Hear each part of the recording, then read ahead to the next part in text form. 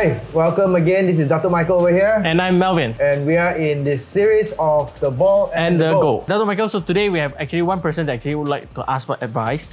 Right? This person actually worked for the past 10 years and got a hard-earned money of 100K.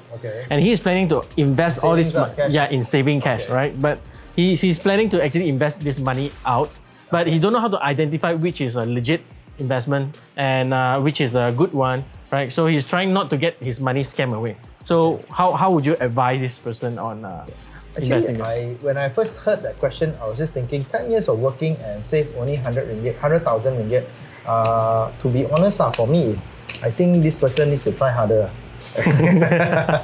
That's true. Yeah, so 100,000 for 10 years is not a lot. And I think that one of the main things, when I first hear that statement from you, maybe the first thing that I want to address here is the person's goal. You know, for me, when I hear a lot of people who go to work and even nowadays youngsters and all, when they work, I'm sure a lot of people want to go out there and have fun and all.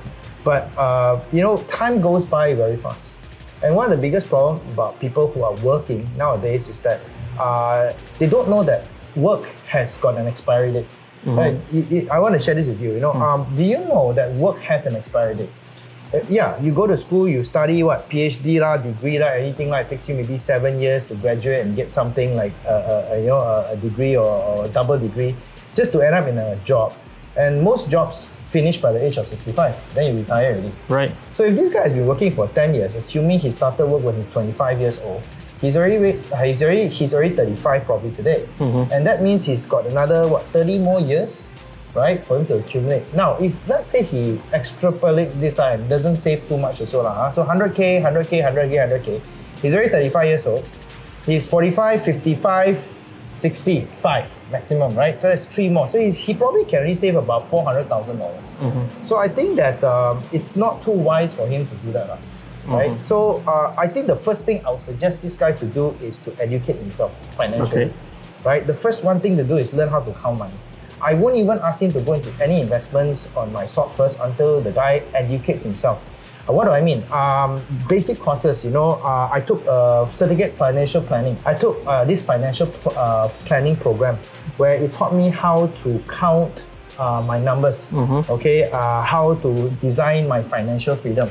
So when I started to count all this, then I realized how much I really needed for me to retire. And by doing that, then only I started to work backwards to say what kind of investments I can go into that will get me that kind of results. So this is what I'll do. Right? Okay, now what do you think? Okay, so if this guy come up to you, he's got 10 years of work and he's got 100K and he wants to learn how to invest, what are the 3 things you advise him on?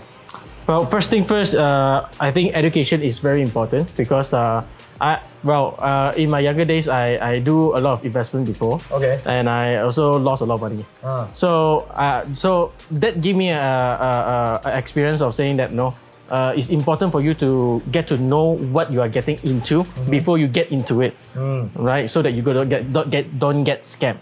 So that's my the first step. So you need to educate yourself. Again, let's say what you're doing is I think a lot of people do that trial and error. You try this, you try that, you try this, and hopefully something gets right. But waste a lot of money. Waste and a lot of time. A lot of time as well. Right. Okay, so what we advise a person to do, if not do that, then what do you do? So I'll probably ask the person to actually go leverage on other people's experience. Go learn from someone that actually did it before, right? Then learn from them, right? So that you don't make the same mistake, right? Of course, that would not be a mistake proof, but at least you can minimize all the risks that the common people have already done, right?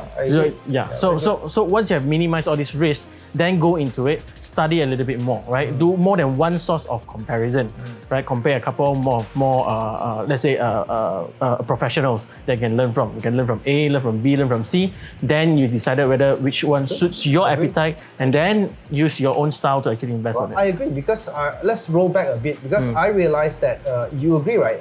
Education nowadays doesn't really teach us how to do investments, or maybe even in business. But let's talk about investments right now. I think a lot of old school or traditional investments, when you go to university and all, they teach you a lot of theory. And I think that if a person wants to go out there and invest, it is not that easy. Agree? Right? Yeah, agree or not? Yeah. So I truly agree with you that I'm also one of those people. I went through a lot of seminars. I'm a seminar junkie.